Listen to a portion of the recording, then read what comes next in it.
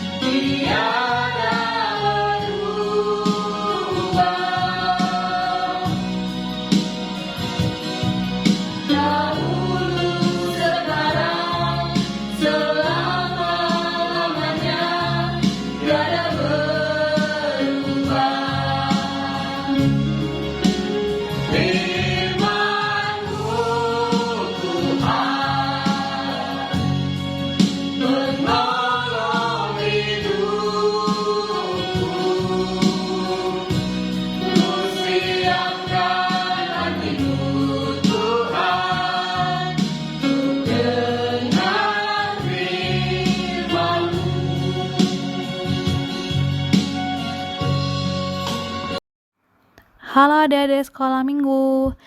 Yang akan membawakan cerita di minggu hari ini ada Kak Tere di sini. Nah, sebelum mendengarkan cerita, kita berdoa dulu ya. Ayo adik-adik, lipat tangannya, tutup matanya. Mari kita berdoa. Terima kasih ya Bapak atas berkat dan karunia yang Kau berikan kepada kami dari seminggu-seminggu yang lalu, dari minggu-minggu yang lalu hingga pada hari ini Tuhan. Kami dapat berkumpul di rumah kami masing-masing untuk melaksanakan ibadah sekolah minggu. Sebentar lagi kami juga akan mendengarkan sebagian dari firman-Mu. Kiranya Kau memberkati hati, pikiran, dan telinga kami supaya bisa mendengarkan cerita hari ini dengan baik. Terima kasih ya Bapak, kami siap untuk mendengar. Amin. Nah adik-adik, untuk cerita kita di minggu ini itu diambil dari 1 Samuel 3 ayat 1 sampai 10. Ayo coba adik-adik buka ya Alkitabnya 1 Samuel 3 ayat 1 sampai 10. Kita baca sama-sama ya. 1, 2, 3. Samuel yang muda itu menjadi pelayan Tuhan di bawah pengawasan Eli. Pada masa itu firman Tuhan jarang. Penglihatan peringatan pun tidak sering. Pada suatu hari, Eli yang matanya mulai kabur dan tidak dapat melihat dengan baik, sedang berbaring di tempat tidurnya. Lampu rumah Allah belum lagi padam. Samuel telah tidur dalam bait suci Tuhan, tempat tabut Allah. Lalu Tuhan memanggil, "Samuel, Samuel." Dan ia menjawab, "Ya Bapa." Lalu berlarilah ia kepada Eli serta katanya, "Ya Bapa, bukankah Bapa memanggil aku?" Tetapi Eli berkata, "Aku tidak memanggil, tidurlah kembali." Lalu pergilah ia tidur. Dan Tuhan memanggil Samuel sekali lagi. Samuel pun bangunlah, lalu pergi mendapatkan Eli serta berkata, "Ya Bapa, bukankah Bapa memanggil aku?" Tetapi Eli berkata, "Aku tidak memanggil, anakku, tidurlah kembali." Samuel belum mengenal Tuhan. Firman Tuhan belum pernah dinyatakan kepadanya. Dan Tuhan memanggil Samuel sekali lagi untuk ketiga kalinya. Ia pun bangunlah, lalu pergi mendapatkan Eli serta katanya, "Ya Bapa, bukankah Bapa memanggil aku?" Lalu mengertilah Eli bahwa Tuhanlah yang memanggil anak itu. Sebab itu berkatalah Eli kepada Samuel, "Pergilah tidur, dan apabila ia memanggil engkau, katakanlah, berbicaralah Tuhan, sebab hamba-Mu ini mendengar." Maka pergilah Samuel dan tidurlah ia di tempat tidurnya. Lalu datanglah Tuhan, berdiri di sana dan memanggil seperti yang sudah-sudah, "Samuel, Samuel." Dan Samuel menjawab, "Berbicaralah, sebab hamba-Mu ini mendengar."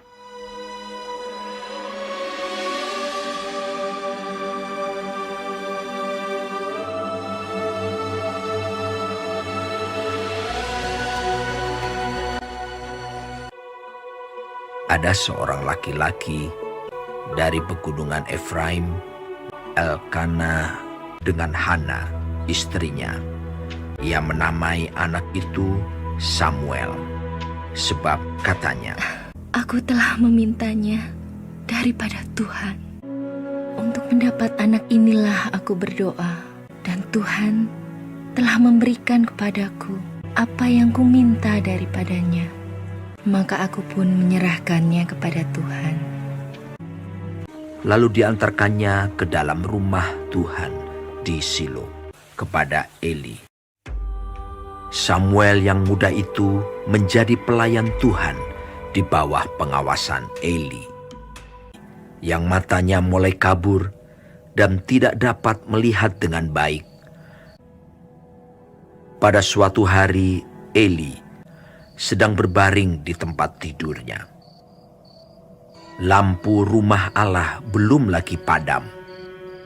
Samuel telah tidur di dalam bait suci Tuhan, tempat tabut Allah. Lalu Tuhan memanggil, "Samuel, Samuel." Dan ia menjawab, "Ya Bapa." Lalu berlarilah ia kepada Eli, serta katanya, "Ya Bapa, bukankah Bapa memanggil aku?" Tetapi Eli berkata, "Aku tidak memanggil. Tidurlah kembali." Lalu pergilah ia tidur.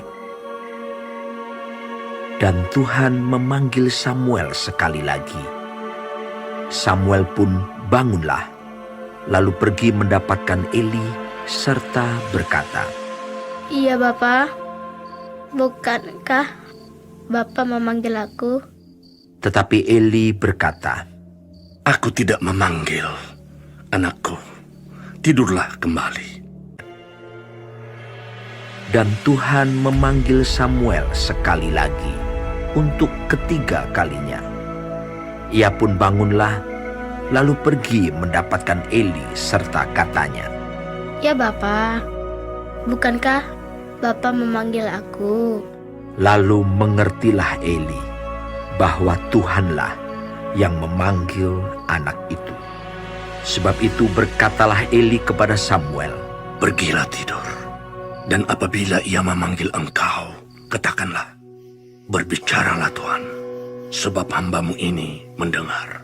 Maka pergilah Samuel dan tidurlah ia di tempat tidurnya. Lalu datanglah Tuhan, berdiri di sana dan memanggil.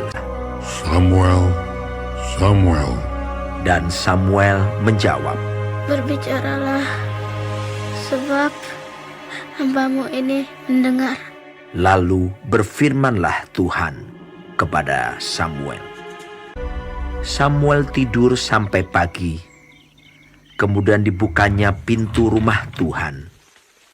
Tetapi Eli memanggil Samuel, katanya, Samuel, anakku, apakah yang disampaikannya kepadamu? Janganlah kau sembunyikan kepadaku. Lalu Samuel memberitahukan semuanya itu kepadanya dengan tidak menyembunyikan sesuatu pun. Kemudian Eli berkata, Dia Tuhan, biarlah diperbuatnya apa yang dipandangnya baik. dan tidak ada satupun dari firman-Nya itu yang dibiarkannya gugur. Dan Samuel makin besar dan Tuhan menyertai dia. Kepada Samuel telah dipercayakan jabatan Nabi Tuhan.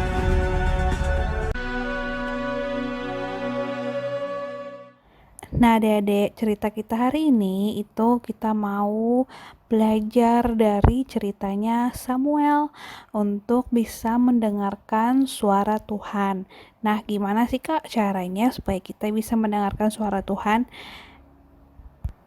Pertama-tama ya kita harus melakukan segala perintah Tuhan seperti yang sudah biasanya di sekolah minggu diajarkan ya, misalnya nggak boleh buat dosa atau berbuat baik sama teman, keluarga, mama papa. Lalu setelah itu kita kan jadi dekat nih sama Tuhan sehingga ketika Tuhan bicara sama kita tuh bisa mendengarkannya karena suara Tuhan itu lembut banget, nggak emosian kayak Kak Tere, ya kan? Lalu misalnya kita mau ngobrol sama Tuhan, bisa aja lewat doa. Nah, makanya ketika adik-adik berdoa, itu harus doanya dengan sungguh-sungguh. Nggak boleh main-main, nggak boleh setengah hati, supaya ketika kita menanyakan pertanyaan dalam doa kita, pasti Tuhan akan menjawabnya. Makanya adik-adik harus pintar untuk mendengarkan suara Tuhan ya, bukan suara iblis, jauh-jauh itu suara iblis. Jadi adik harus tahu yang mana suara Tuhan. Dan misalnya kita pun sudah mendapatkan jawaban dari Tuhan, apapun itu jawabannya, pasti itu yang terbaik buat adik-adik. Oke, kita tutup cerita hari ini, kita berdoa, lipat tangannya, tutup matanya, mari kita berdoa. Terima kasih Tuhan atas cerita firman Tuhan yang sudah kami dengarkan. Bantu kami Bapa supaya bisa menerapkannya di kehidupan sehari-hari kami. Walaupun kami kecil Bapa, mampukan kami Tuhan supaya kami bisa melaksanakannya di kehidupan kami sehari-hari. Terima kasih Tuhan, dalam nama Tuhan Yesus kami berdoa. Amin. Kita bernyanyi kembali dengan judul lagu Tuhan Allah beserta Engkau.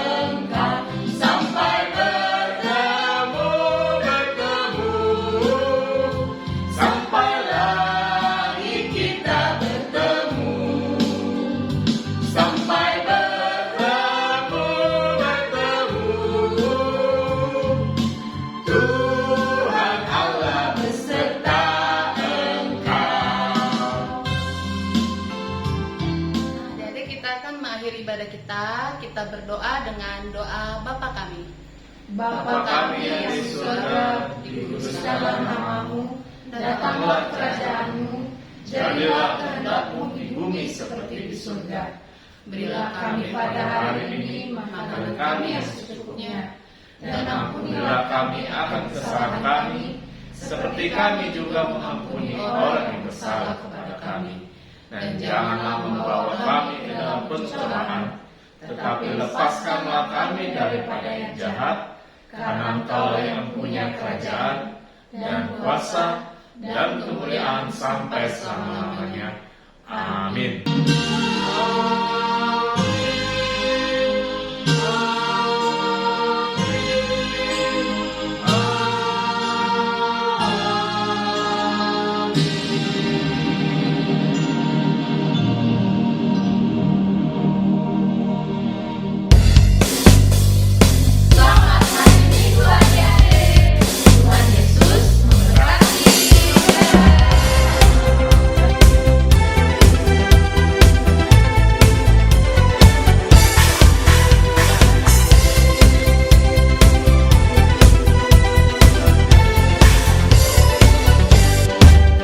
King Kong badannya besar, tapi aneh kakinya pendek. King Kong badannya besar, tapi aneh kakinya pendek. Lebih aneh binatang bebek, lehernya panjang, kakinya pendek. Lebih aneh binatang bebek, lehernya panjang, kakinya pendek. Haleluya, Tuhan Maha Kuasa. Haleluya, Tuhan Maha Kuasa.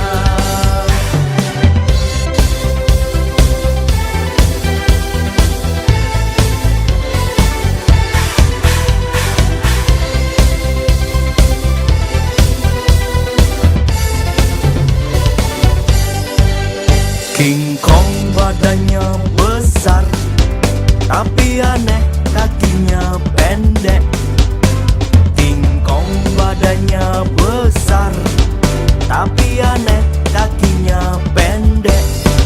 Lebih aneh binatang bebek,